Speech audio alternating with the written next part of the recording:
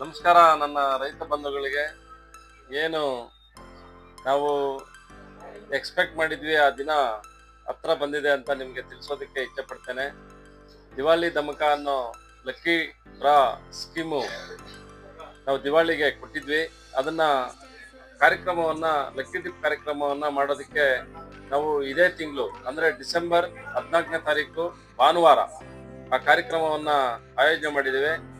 ರೈತರಿಗಾಗಿ ವಿಚಾರ ಸಂಕಿರಣ ಮತ್ತು ಲಕ್ಕಿ ಡ್ರಾ ಕಾರ್ಯಕ್ರಮ ಅನ್ನೋ ಒಂದು ಸ್ಲೋಗನ್ ಮೇಲೆ ಈ ಒಂದು ಕಾರ್ಯಕ್ರಮವನ್ನ ಮಾಡ್ತಾ ಇದ್ದೇವೆ. ಅವತ್ತು ಕರೆಕ್ಟ್ ಆಗಿ 10 ಗಂಟೆಗೆ ಕಾರ್ಯಕ್ರಮ ಸ್ಟಾರ್ಟ್ ಆಗುತ್ತೆ. 10 ಗಂಟೆಯಿಂದ 1 ಗಂಟೆವರೆಗೂ ಕಾರ್ಯಕ್ರಮ ನಡೀತದೆ. ಈ ಕಾರ್ಯಕ್ರಮದಲ್ಲಿ ಮೊದಲಿಗೆ ನಾವು ಲಕ್ಕಿ ಡ್ರಾ ಕಾರ್ಯಕ್ರಮವನ್ನ 10 ಗಂಟೆ 10 ನಿಮಿಷ ಒಳಗಡೆ ನಾವು ಲಕ್ಕಿ ಡ್ರಾ ಕಾರ್ಯಕ್ರಮವನ್ನ ಕೆಲವೊಂದು ಗಿಫ್ಟ್ಗಳನ್ನ ಅವತ್ತು ಲಿಫ್ಟ್ ಮಾಡ್ತೇವೆ. ಫಸ್ಟ್ ಸ್ಟಾರ್ಟಿಂಗು ಆ ಲಿಫ್ಟ್ ಮಾಡಿದಾಗ ಕಡ್ಡಾಯವಾಗಿ ಕೂಪನ್ ಜೊತೆ ನಮ್ಮ ರೈತರು ಯಾರು ತಗೊಂಡಿರ್ತೀರೋ ಅವರು ಕಡ್ಡಾಯವಾಗಿ ಹಾಜರಿರ್ಬೇಕಾಗ್ತದೆ.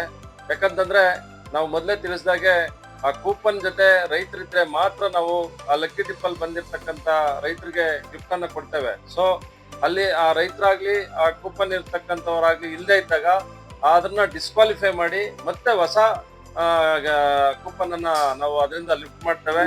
ಹಾಗಾಗಿ ಕಂಪಲ್ಸರಿ ಕಡ್ಡಾಯವಾಗಿ ನೀವು ಹಾಜರಿರ್ಬೇಕಾಗ್ತದೆ. ಆ ದಿನ ನಾವು ಒಂದು ರೈತರಿಗೆ ಒಂದು ವಿಜ್ಞಾನಿಗಳನ್ನ ಕರೆಸಿ ಆ ವಿಜ್ಞಾನಿಗಳ ಮುಖಾಂತರ ನಿಮಗೆ ಯಾವ ರೀತಿ ನಾವು ವ್ಯವಸಾಯವನ್ನ ಮಾಡಬೇಕು, ಯಾವ ಬೆಳೆಗೆ ಯಾವ ರೋಗಕ್ಕೆ ಯಾವ ಔಷಧಿಯನ್ನ ಕೊಡಬೇಕು ಅನ್ನೋದ್ರ ಬಗ್ಗೆಲ್ಲ ಬಹಳ ವಿಸ್ತಾರವಾಗಿ ನಾವು ನಿಮಗೆ ಒಂದು ಮಾಹಿತಿಯನ್ನ ಕೊಡುವಂತ ಕೆಲಸವನ್ನ ಮಾಡ್ತೇವೆ. ದಯವಿಟ್ಟು ಮತ್ತೊಮ್ಮೆ ನೀವು ಕೇಳಿಸ್ಕೊಳ್ಳಿ.